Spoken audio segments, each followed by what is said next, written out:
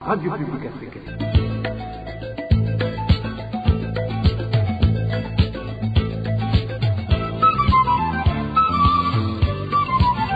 Radio Publique Africaine.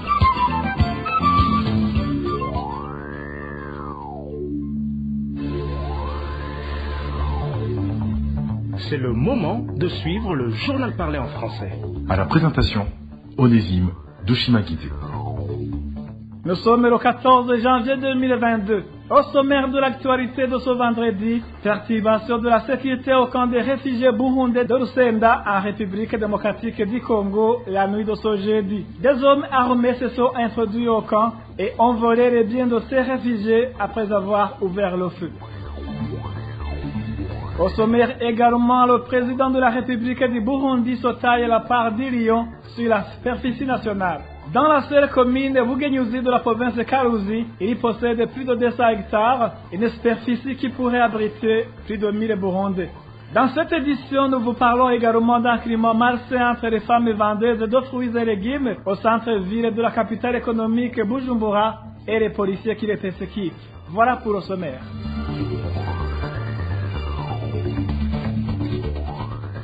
Ouvrons cette édition sur la page sécurité. Un cadavre d'un détenu a été découvert dans une latrine du cachot de la police judiciaire de Muyinga ce jeudi. Certains disent qu'il s'est suicidé, tandis que d'autres avancent qu'il aurait été tué. Le détail avec Francine Mahou. Ce détenu qui a été retrouvé mort dans une latrine du cachot de la police judiciaire de Muyinga s'appelait Vesa Miburo, originaire de la colline Rumandari, commune Giteranyi, province Muyinga, indique notre source à Giteranyi. La victime avait été transférée au cachot de la police judiciaire de Muyinga à partir du cachot de la commune Giteranyi la nuit de mercredi à bord d'un véhicule de service national de renseignement à Muyinga. Au cours de la route, il était tabassé par les policiers selon nos sources. Jeudi dernier, Vesa Miburo a été découvert mort dans une latrine du cachot de la police au chef-lieu de la province Muyinga. Au sein de la police à Muyinga, l'on avance que la victime s'est suicidée à l'aide d'une corde à tissu. Des sources avisées affirment pourtant que Vesa Miburo a été tué et avait des blessures au niveau de la tête. Avoir le corps, il ne s'agit pas d'une suicide. C'est vrai qu'il a été tué. Il avait des blessures au niveau de la tête. Les bras étaient gonflés. S'il le liait, il y avait 10 ans. En réalité, il a été assassiné puis attaché à une corde en tissu. Jeudi dernier, le cachot de la police judiciaire de Muyinga regorgeait 4 détenus seulement, selon certains policiers et les défenseurs des droits de l'homme au nord du pays. Selon toujours nos sources, la victime ne figurait pas parmi les détenus cette nuit-là. Ainsi donc, cette disparition présente des ambiguïtés selon les habitants du chef-lieu de la province Muyinga. Sa famille demande de la lumière sur cet assassinat. Vesa Miburo avait été arrêté vendredi dernier. Il était accusé de décapiter un prénommé Ezekiel, commerçant de la zone Mugano en commune Muyinga. Ce jour, Vesa Miburo avait appelé son commerçant pour lui rembourser une somme de 300 000. Toujours en page de sécurité, un militaire du camp Muha situé à Musaga, mairie de Bujumbura, a été blessé par grenade lancée par une personne qui n'a pas été identifiée ce jeudi soir. La victime a été évacuée vers l'hôpital militaire de Kamenge pour recevoir des soins. À cet effet,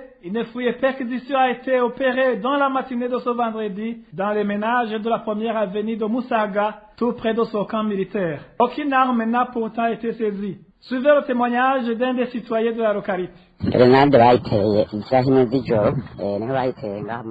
grenade a été lancée 19h au côté sud sur la position dite poste avancée du Kamora sur la première avenue qui mène vers Kasekebouye. Un militaire qui montait la garde a été blessé au niveau du bras et dans l'articulation de la jambe. Les autres ont été épargnés. L'intention était de lancer la grenade aux militaires qui étaient à l'intérieur de la maison et les dégâts auraient été énormes. Victime est en train d'être soignée à l'hôpital militaire.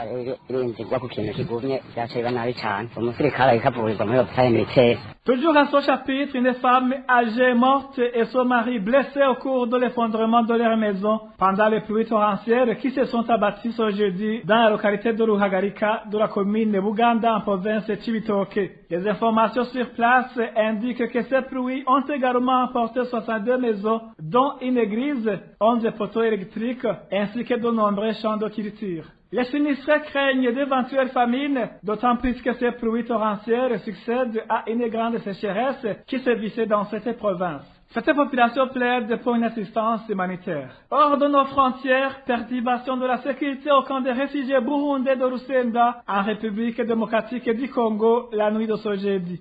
Les réfugiés dans ce camp indiquent qu'il s'agit des hommes armés qui se sont introduits au camp. Ils ont ouvert le feu et ont volé les biens de ces réfugiés. Le point avec Elvis Seigneur Mungere. C'était vers 20h30 dans la nuit de ce jeudi, lorsque les réfugiés burundais du camp de Rusenda ont entendu des crépitements d'armes d'assaut. Ces Burundais indiquent qu'il s'agit des hommes armés qui se sont introduits dans le camp et ont cambriolé les biens des réfugiés. Cette nuit, le camp a été attaqué par un groupe d'hommes armés. Ils ont passé par le village 26. Ils ont tiré beaucoup de balles et ont volé les téléphones et l'argent dont je ne connais pas le montant exact. Pire encore, ces réfugiés regrettent que les agents de sécurité sont toujours les premiers à prendre fuite chaque fois que le cas est attaqué. Effectivement, il y a le poste de la police au camp, mais ce qui nous inquiète le plus est que lorsque les hommes armés attaquent notre camp, ces policiers prennent toujours fuite ou encore ils se cachent et n'interviennent pas pour secourir les réfugiés. Ce n'est pas la première fois que cela se passe dans ce camp. Ces réfugiés du camp de Rusenda, faut savoir que pendant la nuit, ils voient des individus inconnus munis d'armes qui sillonnent le camp. Ils demandent au HCR et aux responsables habilités de renforcer la sécurité, car leur vie est en danger. Merci à toi, Elvis Seigneur Mungere. Après cette petite transition, nous parlons gouvernance. Le président de la République du Burundi se taille la part du lion sur la superficie nationale. Dans la seule commune Bugenyuzi de la province de Karuzi, il possède plus de 200 hectares. Une superficie qui, vu la densité du Burundi, pourrait abriter plus de 1000 personnes. Le point avec Eroge de Veremesh. En compagnie de sa famille, le président de la République a visité ce jeudi sa vaste exploitation agricole sise sur la colline Gashanga en commune Bugenyuzi de la province Karuzi. Selon un tweet de la radio-télévision nationale du Burundi, RTNB, il s'agit d'une étendue couvrant 94,5 hectares. Le même jour, la famille présidentielle a visité un autre projet. Selon toujours la RTNB, c'est un complexe agropastoral qui se trouve sur la colline Tchandikiro dans la même commune de Bugenyuzi. La famille présidentielle y a un champ de bananiers, de maïs, une étable de vaches, une porcherie et des étangs piscicoles. C'est une étendue qui couvre pas moins de 50 hectares. Ce qui revient à dire que sur les deux collines de la seule commune de Bugenyuzi, le président Ndayishimiye possède à lui seul plus de 250 hectares, soit plus de 2,5 km². Si on se réfère à la trace mondiale des données, le Burundi avait en 2020 une densité de 463 personnes par kilomètre carré, ce qui reviendra à dire que dans la seule commune de Bugenyuzi, qui a une superficie de 234,6 km², le président Ndayishimiye a une superficie qui pourrait contenir 1127 personnes. La famille présidentielle a également de grandes étendues de terre dans d'autres provinces. Il en possède plus de 100 hectares en province Cibitoke, plus précisément dans l'ancienne propriété d'Orugo Farm. Dans cette superficie, on y pratique principalement la riziculture. Toutefois, la population de la province Cibitoke indique que cette riziculture n'a pas de valeur ajoutée à la province. Selon des sources sur place, après la moisson, toute la récolte est remorquée vers des lieux inconnus. Le président Ndayishimiye a également d'autres étendues de terre dans d'autres provinces du Burundi, dont Gitega. À propos de cette appropriation exagérée des terres, la rédaction de la RPA a essayé de joindre Evelyne Butoyi, porte-parole du numéro 1 burundais, mais son téléphone ne passait pas. Merci à toi, Eloge Diveremesha. Climat marché entre les femmes vendeuses de fruits et légumes au centre-ville de Bujumbura et les policiers. Ces femmes reprochent à la police de les persécuter, de les emprisonner arbitrairement, en plus de leur soutirer de l'argent. Le point avec Eric Nyonzima. Les marchands ambulantes qui vendaient les fruits et légumes à mairie de Bujumbura ne décorèrent pas suite à la persécution que leur infligent les agents de la police locale. L'exemple le récent est celui d'une des femmes qui a été sérieusement passée à tabac ce mercredi en face de l'ambassade de la Russie par les policiers sous les ordres d'un certain Mafumé affecté dans la zone Rohero. Les informations sur place indiquent qu'après avoir infligé ces coups à cette marchande, ces policiers l'ont par la suite dépouillé de sa marchandise. Une de ces commerçantes de fruits nous parle de cette persécution dont elles sont souvent victimes.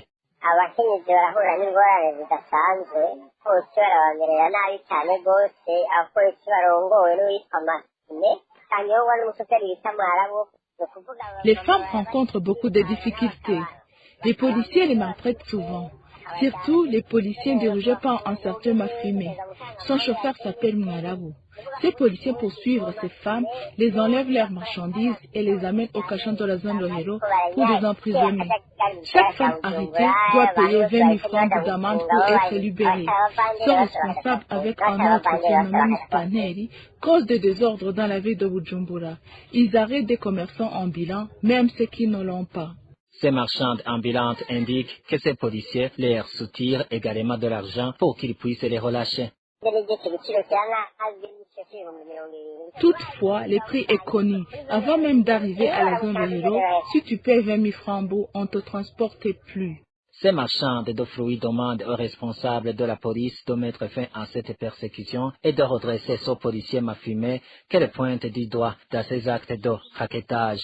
À ce propos, la rédaction de la RPA a essayé de joindre Jimmy Atongimana, maire de la ville de Bujumbura, ainsi que Pierre Nkurikiye, porte-parole du ministère ayant la sécurité dans ses attributions. Mais leur téléphone sonnait sans que personne ne décroche. Merci à toi, Eric Nyonzima. Le Burundi est l'un des pays les plus touchés par divers problèmes, dont les crises politiques, de même que le mouvement de réfugiés apparemment ignoré par la communauté internationale. Indique l'organisation internationale CARE, qui fait savoir aussi qu'à cela s'ajoutent les problèmes liés au changement climatique qui n'ont fait qu'aggraver la situation. Les détails avec Eloge Kwizera. Le Burundi est classé en 7e position sur la liste des pays qui ont été caractérisés par beaucoup de crises en 2021 et qui n'ont pas été signalés, surtout dans la région. Selon Keya, sur plus de 12 millions de Burundais vivant dans le pays, plus de 2 millions sont dans la nécessité de l'aide humanitaire, surtout à cause de la crise politique qui a aussi entraîné les mouvements des réfugiés. Néanmoins, Keya fait savoir que la plupart des médias de la région n'ont pas signalé ces problèmes. En plus, les changements climatiques qui sont survenus l'année précédente n'ont fait qu'augmenter les problèmes à ce qui existait déjà. Selon Keya, les pluies torrentielles de 2021 ont fait déborder les rivières et les lacs touchant également un grand nombre de la population. D'une manière générale, Keya fait savoir que 50 000 personnes au Burundi ont été touchées. En plus, 20 000 personnes ont même pu quitter les ménages. Puis encore, Keya fait savoir que même en 2020, de telles inondations s'étaient observées au Burundi, causant également tant de pertes dans différentes familles. Pourtant, comme il indique toujours Keya, même différentes organisations ont essayé de collecter des fonds pour venir en aide des familles touchées par ces inondations. L'aide collectée n'était que de 15% de celles qui étaient nécessaires, ce qui n'a pas résolu au complet les problèmes de ces familles jusqu'à présent. À côté de cela, la pandémie à Covid-19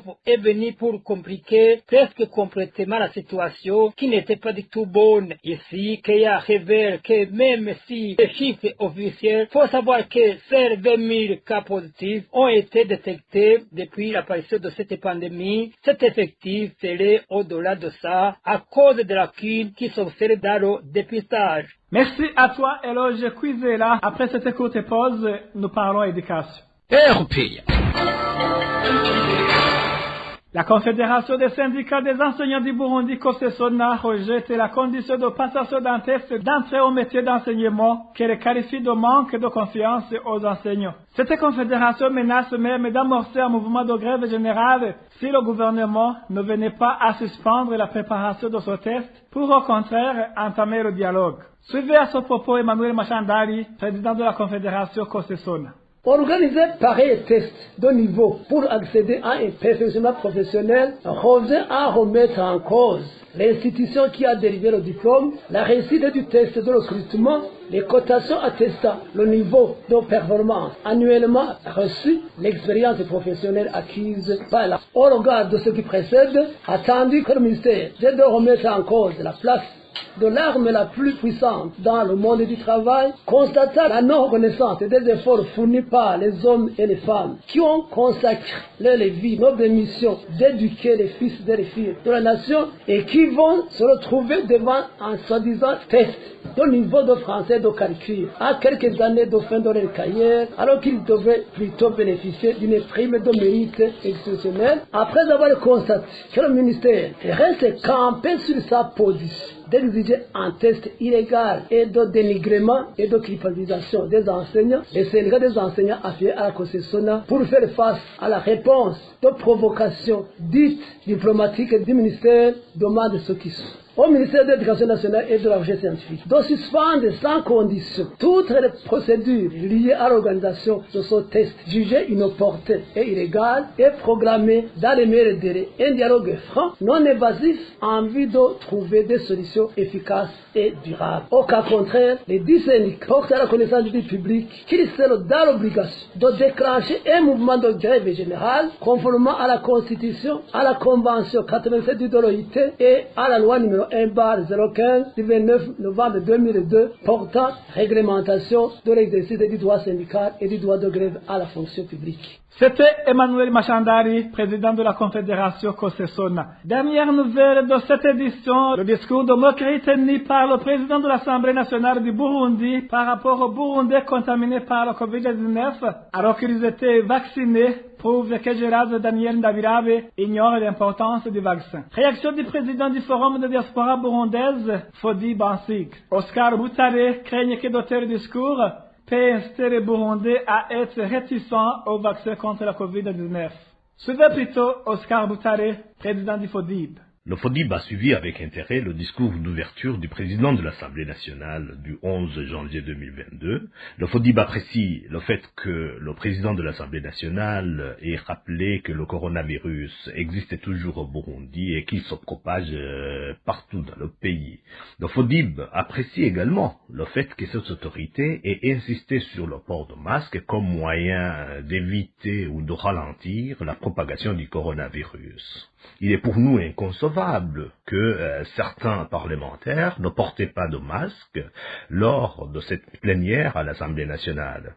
Le FODIB déplore le fait que le président de l'Assemblée nationale se soit moqué des Burundais qui se sont fait vacciner mais qui sont malgré tout tombés malades. Cela signifie non seulement que cette autorité ignore tout sur l'importance du vaccin, mais aussi que ses propos risquent de décourager certains Burundais à aller se faire vacciner. Le FODIB trouve que du moment que les autorités burundaises aient accepté le vaccin sur le sol burundais, aucune autorité ne devrait se faire le plaisir de tenir des propos allant à l'encontre de cette mesure. C'est sur cette réaction du président de FODIB, Oscar Boutare, que nous mettons fin à ce journal. Merci de nous avoir suivis. Merci aussi à l'équipe de la rédaction et à l'équipe technique pour leur bonne collaboration. À la présentation, c'était Onésime Dushimagizé. Je vous souhaite de passer de bons mois chez vous. Au revoir.